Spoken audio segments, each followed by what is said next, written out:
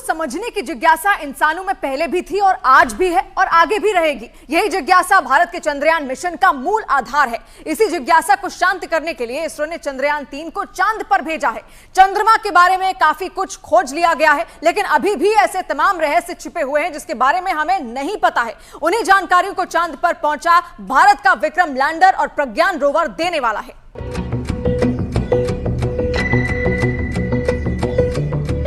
क्या ब्रह्मांड की उत्पत्ति का सनातन सत्य चांद की सतह में छिपा है? क्या चांद के धरातल का विश्लेषण ब्रह्मांड की अबूझ पहेली को सुलझाने का प्रवेश द्वार है? क्या धरती पर मौजूद जल, जंगल, जमीन, फूल और खुशबू का तार चंद्रमा के इस वीरान संसार से भी जुड़ता है? चांद पर पानी की खोज के बाद भारतीय अंतरिक्ष अनुसंधान संगठन यानी इसरो अब चांद पर जमी बर्फ का विश्लेषण करने में जुटा है। चांद की सतह की बनावट को समझने में लगा है। अभी तक चंद्रमा से जुड़ी कई हैरान कर देने वाली जानकारियां सामने आई हैं। दावा किया जाता है कि चंद्रमा की मिट्टी में कई तरह के खनिज हैं और यही वजह है कि चांद पर पहुंचने के लिए तमाम देशों में होड़ लगी है। चांद की सतह पर पानी होने के भी सबूत मिल चुके हैं। वैज्ञानिकों का मानना है कि चांद पर जीवन के सबूत भी मिल सकते हैं। अंतरिक्ष में चंद्रमा धरती का सबसे करीबी पड़ोसी है। पिछले 6 दशकों में इंसानों ने 100 से भी अधिक मून मिशन को अंजाम दिया है। सभी मिशन को कामयाबी नहीं मिली, लेकिन इन मिशन ने चांद को सबसे ज्यादा खोजा जाने वाला स्थान जरूर बना दिया। बावजूद इसके चंद्रमा हमारे लिए आज भी रहस्य बना हुआ है, क्योंकि उसके दक्षिणी छोर की पूरी सच्चाई से दुनिया अब तक अनजान है। We are looking for very exciting 14 days from now for Chandrayaan 3, and as Honorable Prime Minister has mentioned, it is not Chandrayaan 3 alone, it is for future scientific exploratory missions. This is the beginning of a golden era. विज्ञान कहता है कि चांद पर मिट्टी है, चांद पर पानी है। सवाल है कि अगर वहां मिट्टी भी है और पानी भी है तो जिंदगानी क्यों नहीं? क्या भारत का चंद्रयान 3 इस सवाल का जवाब पता करने वाला है? चंद्रमा पृथ्वी के चारों ओर चक्कर लगाता है, लेकिन हमें चांद का एक ही हिस्सा दिखाई देता है। चांद का दूसरा हिस्सा धरती से दिखाई नहीं देता। इसे चांद की डार्क साइड कहते हैं, जिसे धरती से देखना मुमकिन नहीं है।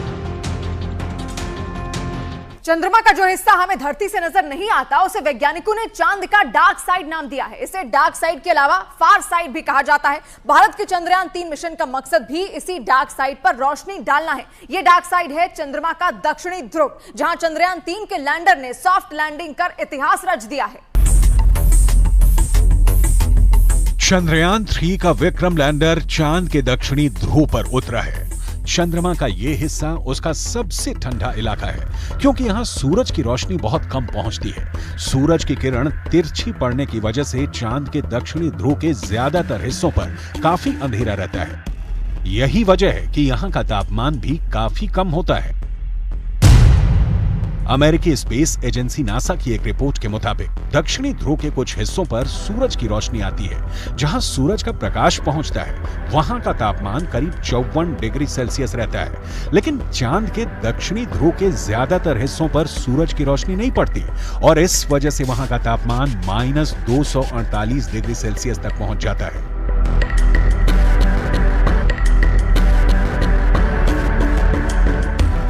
नासा के मुताबिक चांद के दक्षिणी ध्रुव पर बर्फ है।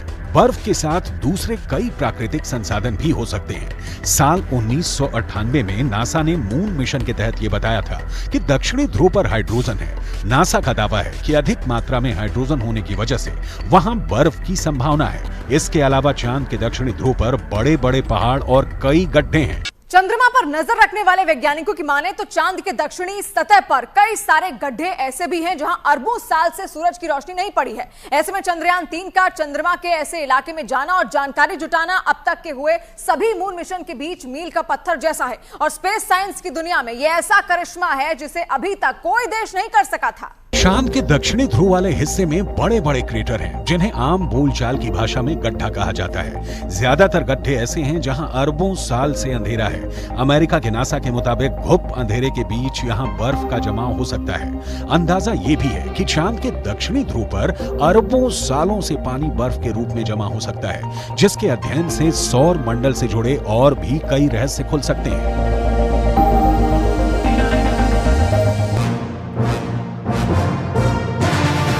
यानी भारत का चंद्रयान 3 चांद के उस हिस्से में पहुंचा है जो हमें नहीं दिखता है। सवाल है, आखिर चंद्रमा का एक ही हिस्सा हमें क्यों दिखता है? चांद खुद भी अपनी धुरी पर घूमता है और पृथ्वी के गुरुत्वाकर्षण बल के कारण चंद्रमा उसके चारों ओर चक्कर लगाता रहता है। धरती का यही गुरुत्वाकर्षण बल हमें चांद के दूसरे तरफ को देखने नहीं देता। दरअसल चांद में पृथ्वी से जुड़ा एक गुरुत्वाकर्षण केंद्र है। गुरुत्वाकर्षण केंद्र चांद के बीच में नहीं, बल्कि उस हिस्से में है जो धरती की तरफ है। पृथ्वी का गुरुत्वाकर्षण बल चांद को अपनी तरफ खींचे रखता है। इसी वजह से चांद एक ही स्थिति में धरती के चारों तरफ घूमता रहता है और चंद्रमा का दूसरा हिस्सा धरती से नजर नहीं आता।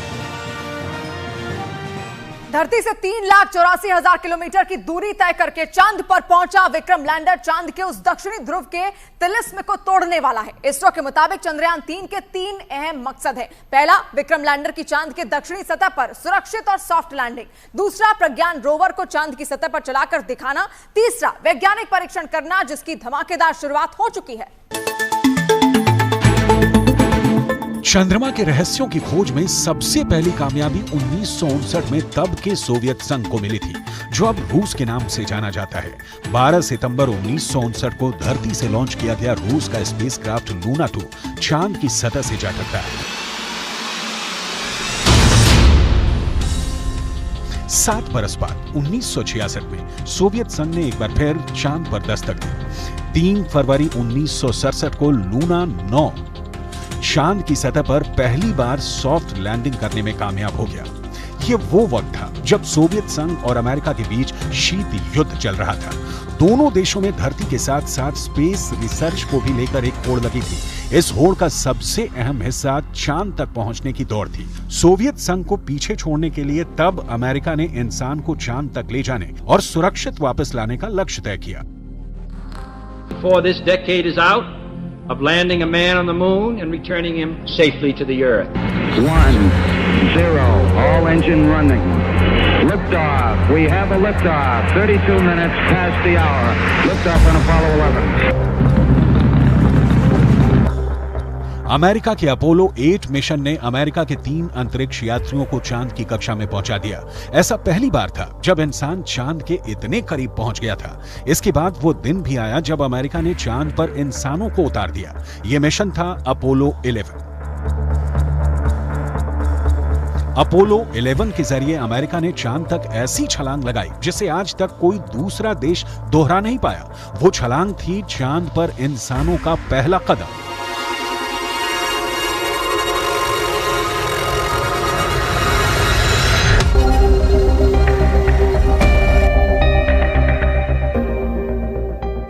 जुलाई 1969 को अमेरिका के अंतरिक्ष यात्री नील आर्मस्ट्रॉन्ग चंद्रमा पर पैर रखने वाले पहले इंसान बने थे।